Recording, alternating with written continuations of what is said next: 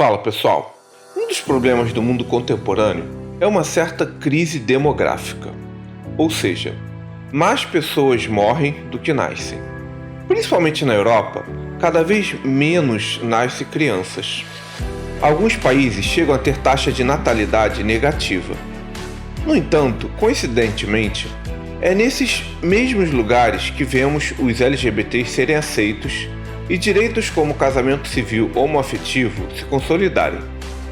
Em especial, a extrema-direita defende que essas coisas estão entrelaçadas e colocam a hipótese de que a homossexualidade pode levar ao fim da civilização ocidental e da própria humanidade. Mas será que uma coisa está ligada à outra? Será que a aceitação social dos LGBTs em certas partes do mundo está levando as pessoas a terem menos filhos? Neste podcast, quero conversar com vocês sobre todos os aspectos dessa discussão e ver se essas ideias fazem sentido. Se você se interessou pelo debate e quer saber mais sobre essa questão, se inscreve no canal, ativa o sininho, dê o like e vem comigo. E se vocês quiserem ouvir este podcast em uma plataforma de áudio, o link está na descrição. E se vocês gostam do nosso trabalho e querem nos incentivar com qualquer valor a partir de R$1, entre no LivePix e coloque o final Agora Gay. O link está na tela e na descrição do vídeo. Falando logo curto e grosso, é verdade que os países europeus que aprovaram o casamento gay têm uma baixa taxa de natalidade. Porém, países como Japão, Coreia do Sul, Bulgária ou Rússia têm taxas de natalidade igualmente baixíssimas. E com exceção do Japão, são extremamente homofóbicos e não têm direitos LGBTs. A Rússia persegue sistematicamente essa população e continua com taxa de natalidade pequena. Os russos simplesmente não querem ou não podem ter filhos. Além disso, países como Colômbia, México, Brasil, Uruguai, Argentina, Estados Unidos e Tailândia têm casamentos homoafetivos, a homossexualidade é relativamente bem aceita e não necessariamente tem problemas demográficos tão intensos. Logo, dizer que a aceitação da homossexualidade está vinculada ao menor número de nascimento de crianças não necessariamente é verdadeiro. A pessoa que diz isso gravita em algum ponto entre a falta de informação e a falta de raciocínio adequados. Até porque a homossexualidade e os LGBTs continuarão existindo como uma pequena parcela da população, independentemente de serem aceitos ou de terem direitos como casamento. Mas aí vocês podem me perguntar, Felipe, mesmo nos países que têm casamentos homoafetivos, as taxas de natalidade não são tão altas como em países homofóbicos. Será mesmo que não existe alguma correlação entre as coisas? Então, no campo da ciência existe uma coisa chamada correlação e que não necessariamente significa causalidade. Como exemplo, vamos supor um produto que vende muito e ele teve que aumentar o preço. Consequentemente, houve uma queda no número de vendas. É possível que o aumento de preços seja causa dessa queda, mas também é possível que a qualidade do produto tenha caído ou que o público tenha se cansado dele. Em outras palavras, mesmo que duas coisas possam estar relacionadas, elas podem não ter uma relação de causalidade. Isso posto, é realmente verdade que os países desenvolvidos têm menos filhos, mas o casamento homoafetivo não é causa disso. Nem a aceitação da homossexualidade são causas disso. Mas Felipe, então por que as taxas de natalidade são tão baixas nesses países? Eu vou explicar, mas eu quero frisar que meu objetivo aqui é dar a vocês argumentos contra ideias homofóbicas caso se deparem com elas por aí. Sendo assim, o número pequeno de nascimentos em um país está bastante vinculado ao grau de desenvolvimento socioeconômico dele. E eu até ousaria afirmar que as pessoas terem menos filhos é mais causa do casamento gay e da aceitação da homossexualidade do que um efeito dessas coisas. E para que vocês entendam isso, é preciso que a gente compreenda por que os casais, e em especial as mulheres, têm menos filhos hoje em dia. Isso invariavelmente está associado ao desenvolvimento das nações. Mas o que é desenvolvimento? Desenvolver um país é criar universidades, empresas, mercado de trabalho, investir na especialização do conhecimento, investir em infraestrutura, entre outros elementos. E, principalmente, dividir a riqueza entre a sociedade. E isso só acontece quando homens e mulheres são iguais perante a lei e têm uma vida econômica ativa. Nesse sentido, quando a mulher vai para o mercado de trabalho, ela já não tem mais o tempo que ela tinha antigamente para cuidar de 7 ou 8 filhos. Então assim, já dá para ver que a coisa começa a degringolar com a entrada da mulher no mercado de trabalho, né? Tanto é que muitas mulheres sempre escolheram ser professoras, porque como o trabalho era de meio período, elas podiam conciliar carreira e filhos. Porém, no decorrer do tempo, as mulheres não quiseram mais ser apenas professoras e foram explorar outros caminhos profissionais. Mas a coisa vai além. Para competir em um mercado de trabalho que demanda cada vez mais especialização do conhecimento, as mulheres e mesmo os homens têm que estudar com mestrado, doutorado, especialização e formação continuada. Isso joga a idade do primeiro filho para frente. Não à toa, pessoas com mais estudo tendem a ter filhos mais tarde e as com menos estudo mais cedo. E além disso, mesmo que o cidadão se especialize, o fantasma do desemprego assombra muitos profissionais bem formados, o que acaba adiando os filhos até que a pessoa esteja consolidada no mercado de trabalho. Isso pode nem chegar tão cedo, se é que chega, como no caso de alguns profissionais. Nessa discussão, ainda tem a questão dos altos custos de se criar uma criança. Alimentos mais caros, escolas particulares caríssimas, custo de moradia. Quem tem filho sabe que definitivamente não é fácil sustentar uma criança, ainda mais 2, quiçá 3.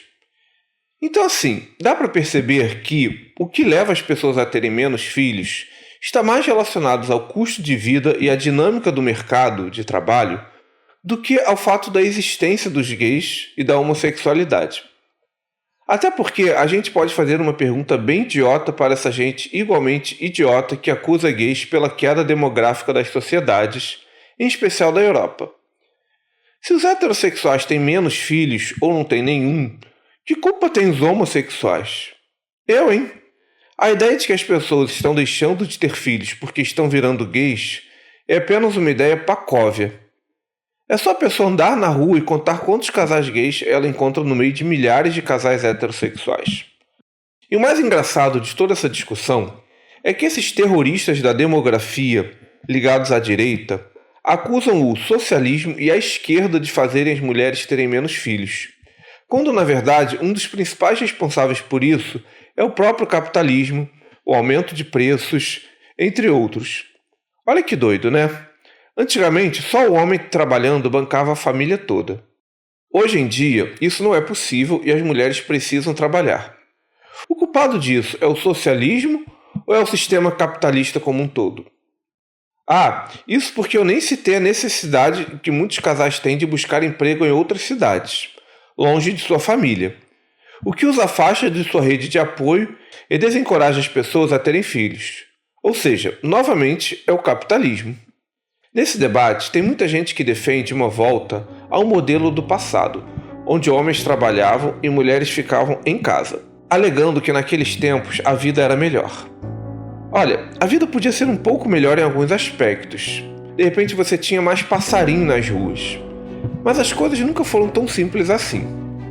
Esse modelo, além de deixar as famílias mais pobres porque só um da casa tinha renda, deixava as mulheres dependentes de maridos agressivos, alcoólatras, adúlteros, chantagistas, entre outros.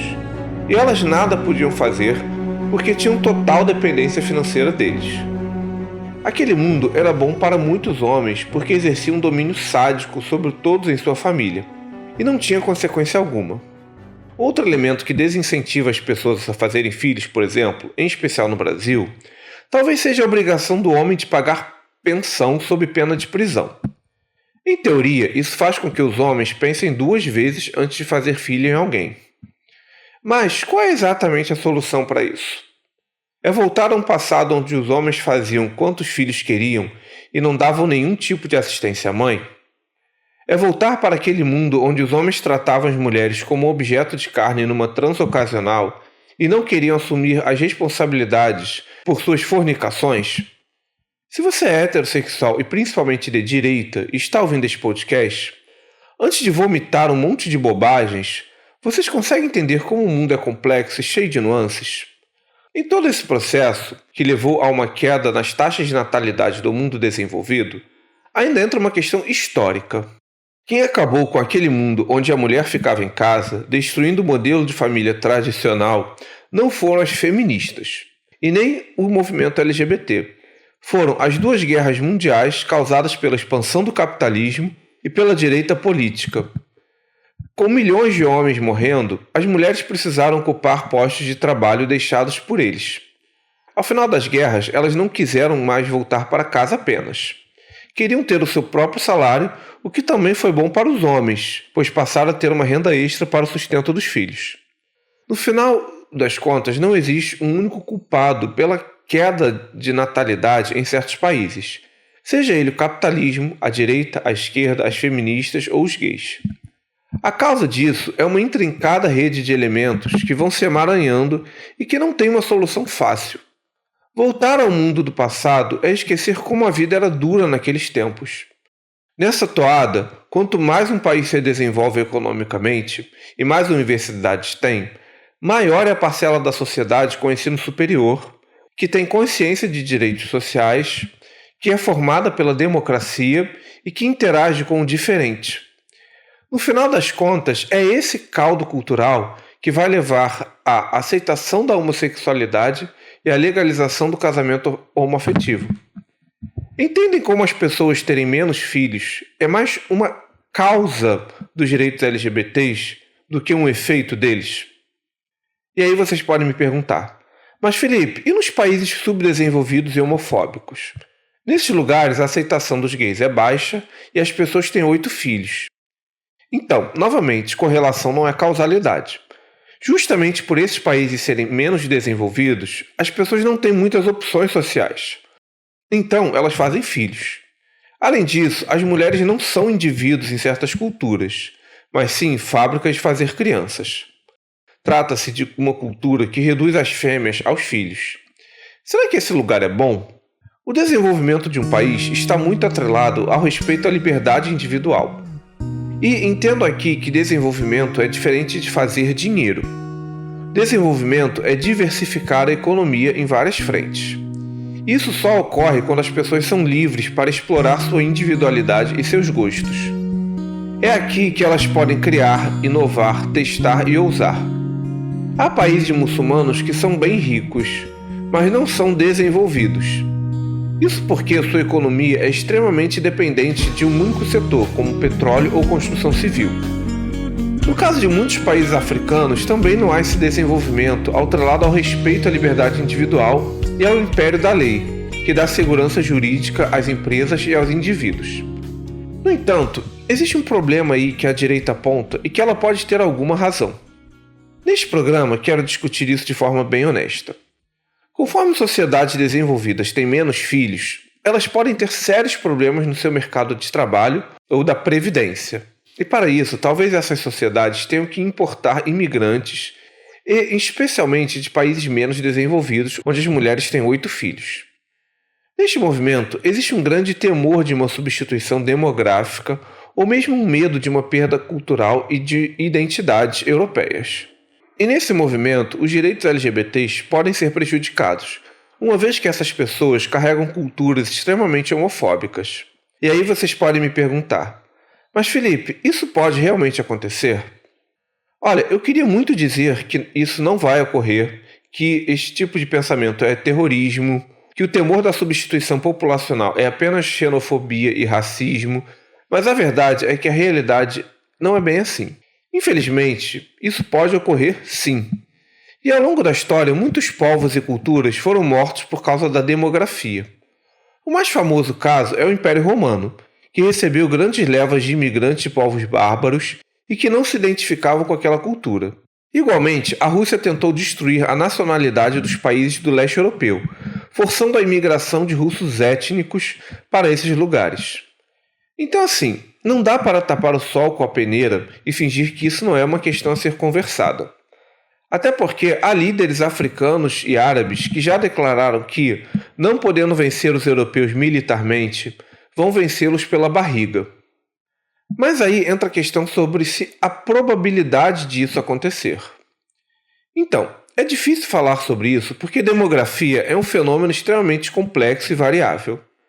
É possível que pessoas de países subdesenvolvidos e que têm 8 filhos, ao imigrarem, sejam integrados a ter desenvolvimento, o que os levará igualmente a terem menos filhos, tal qual a população local. E é possível também que, ao nascerem e crescerem em outro país, os filhos dessas pessoas tenham sua mente e sua cultura alterados. Tudo isso é uma questão muito difícil de prever e baseada em aposta. Essa aposta pode dar errado, não posso negar a vocês, mas também pode dar certo. Caminhando para o encerramento, a queda de natalidade parece ter muito pouco a ver com a homossexualidade. Tanto a diminuição do número de crianças quanto a própria aceitação dos LGBTs estão vinculados a fatores globais, políticos e econômicos, e um não é causa do outro.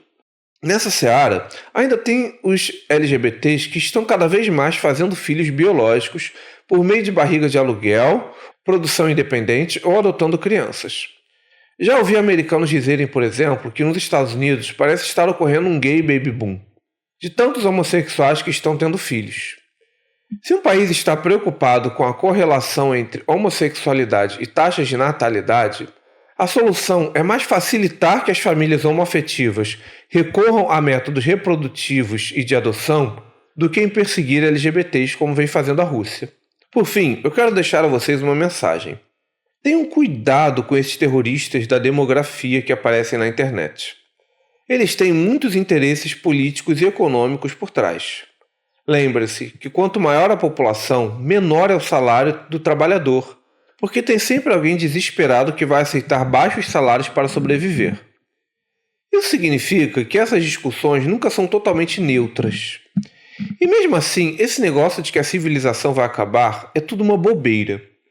A população brasileira hoje é cerca de 215 milhões de pessoas. Se perdermos a metade desses indivíduos por culpa da baixa natalidade, teremos cerca de 107 milhões de indivíduos, o que ainda é 30 milhões de pessoas a mais do que o Brasil tinha na década de 70, quando tínhamos 70 milhões de brasileiros em ação, como diria o jingle da Copa do Mundo.